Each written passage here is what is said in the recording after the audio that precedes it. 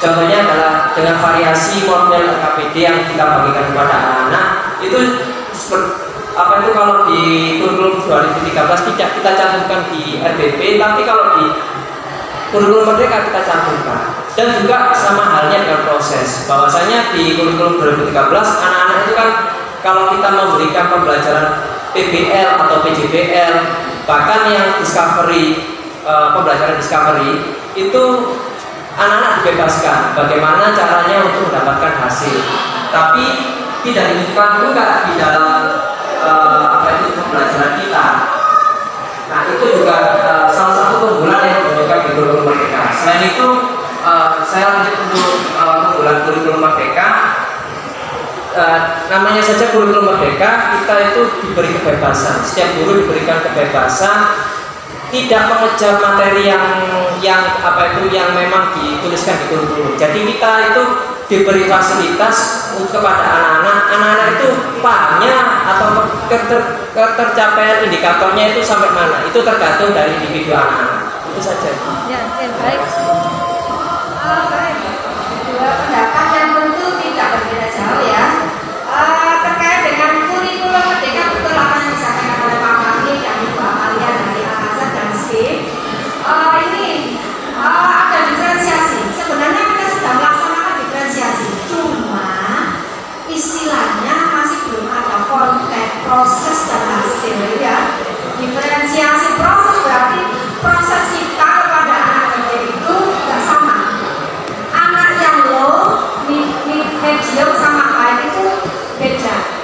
Biasanya kita saya kalau banyak kegiatan seperti Pak Agung, Bu Agung, Pak Fahmi dan seterusnya ini kan kadang masa kelas jangan semuanya melaku karena kurikulum itu yang membuat anak itu pembelajaran itu sudah tidak diferensiasi lagi, sudah satu soal untuk semua anak, sudah tidak bisa.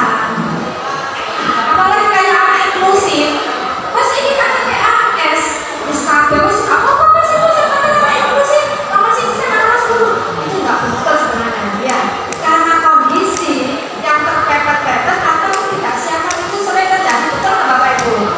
Dan kan begitu ya, ya hampir sama begitu. Nah sekarang ketika kalian ada guru inklusif yang bosan kemana, dapat soal inklusif, ternyata pada lihatnya STS dan seterusnya soal sama itu di rumah itu yang nggak diperkenankan. Ya itu. Jadi ada diferensiasi, ada asesmen. Asesmen sebenarnya di kurikulum 13 sudah. Asesmen istilahnya pre-test ya. Ada pre-test, ada proses, ada post-test. Kalau di kurikulum Merdeka berarti pakai asesmen awal ya, asesmen akhir itu. Apakah awal dan akhir ini sama? Kalau awal, apakah asesmen itu harus dengan tulis? Jawabannya bagaimana? Tidak. Kalau misalnya sekarang saya bilang, ini kan saya mau pakai asesmen awal ini ya. Saya komunikasi dengan Bapak Ibu saya kan di sini. Apa sih perbedaan kurikulum Merdeka dengan kurikulum 13 menurut Bapak Ibu? Secara lisan sudah dijawab di Pak Fahmi, sudah dijawab di Ibu Amalia. Berarti paling tidak ada materi prasyarat minimum yang sudah Bapak Ibu kuasai. Begitu apa dia? Nah,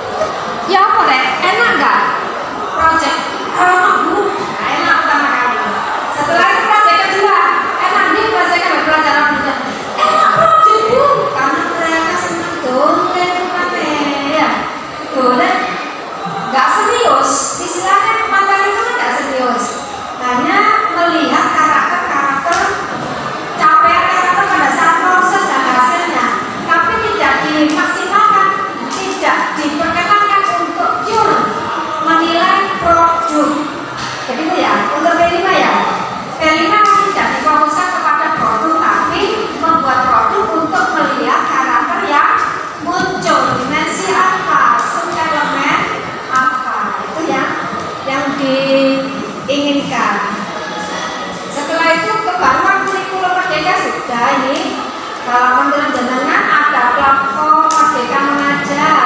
Semua sudah diinstal ya, HP-nya ya? Oke, Bapak ini untuk ngantuk ini. Kemana enggak ada malamnya? Dari mana Pak? Sampai sama aja Bapak. Orang-orang operator biasanya bukan di Pak Agung ya? Bisa diceritakan Pak kesulitan operator pada saat penerapan kurikulum Merdeka Pak?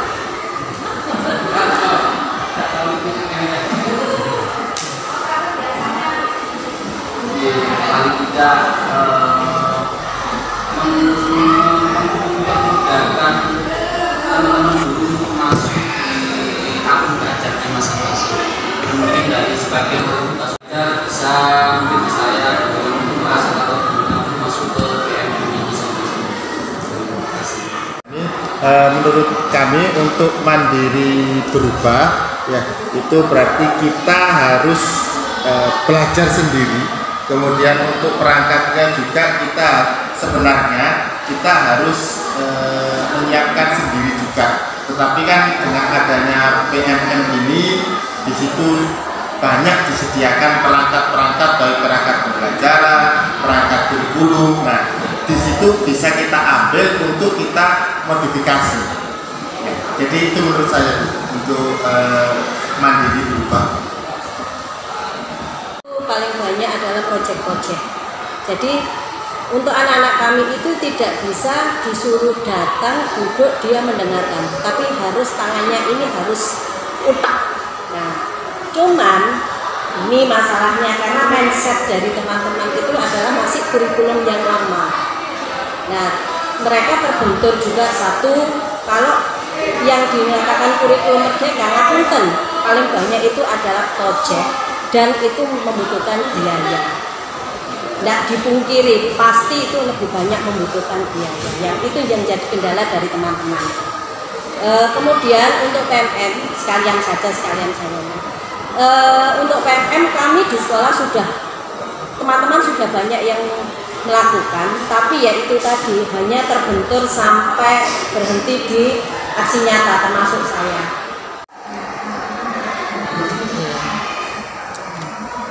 Nyambung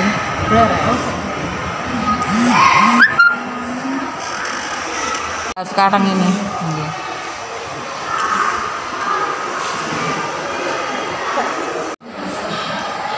Cek nunggu persetujuan Google Meet.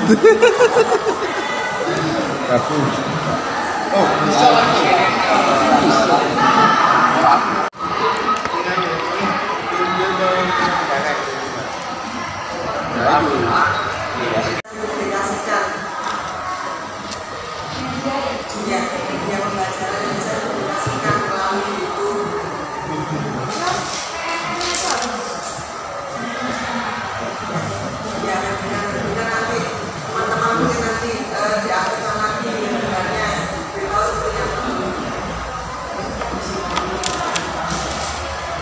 Baik, dari SMP 10 ya? SMP ini Sabilut. SMP Sabilut.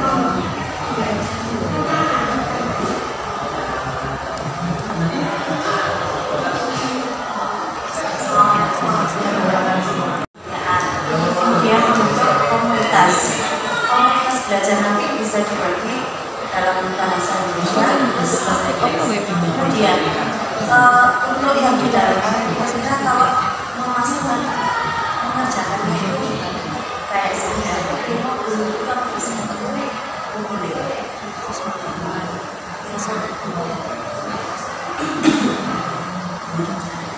Komunitas belajar apa boleh membuat RPP modul boleh.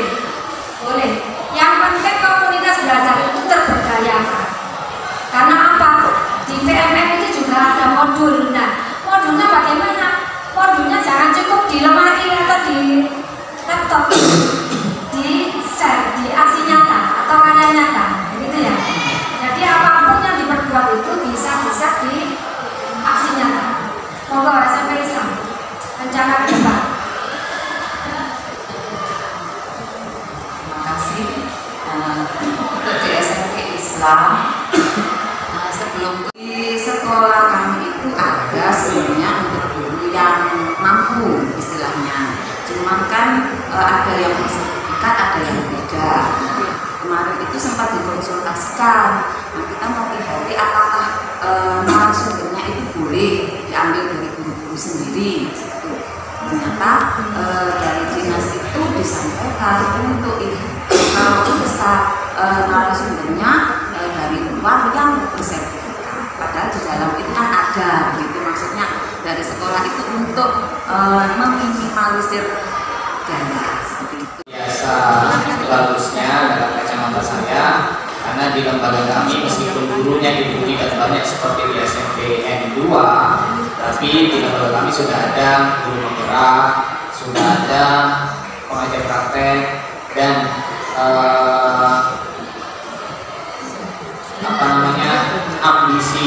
ambisi ya, keinginan kami sampai kepada sekolah penggerak.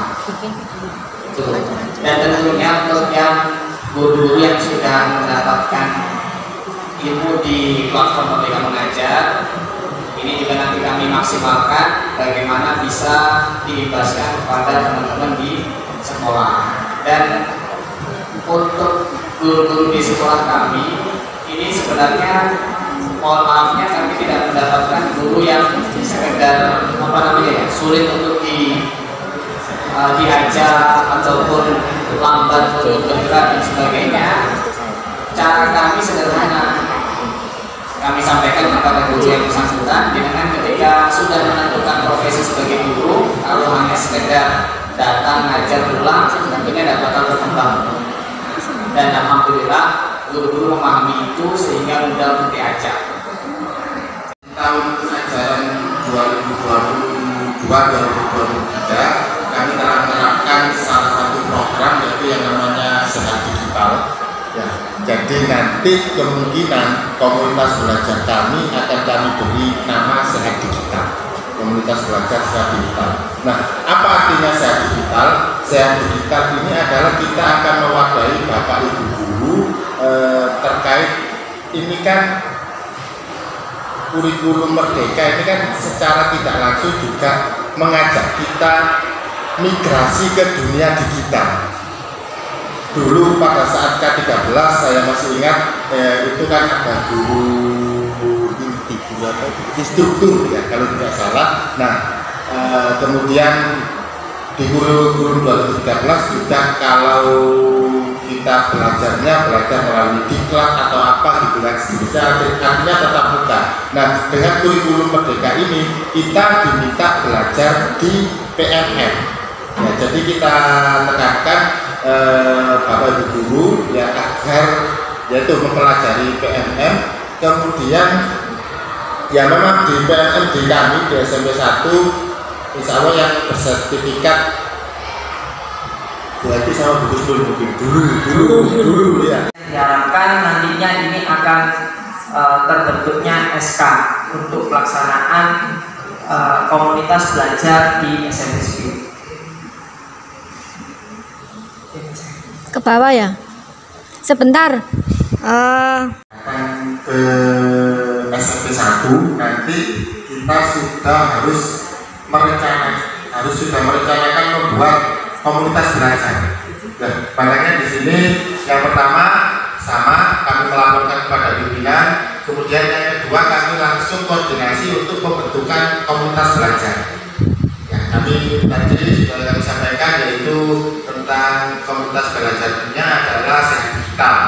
Ya, itu akan kami lakukan setelah ini yang kita pekan pertama di Oktober. Ya. Kemudian untuk tujuannya adalah pembentukan komunitas belajar. Ya, hanya satu yang bersertifikat. Kalau misalkan apa yang cetak hijau 8 berarti kan mengirim aksi nyata 8 yang bersertifikat hanya satu kan berarti sudah terpenuhi. Jadi kami harapkan di sekolah kami nanti banyak yang bersertifikat untuk yang PMM-nya.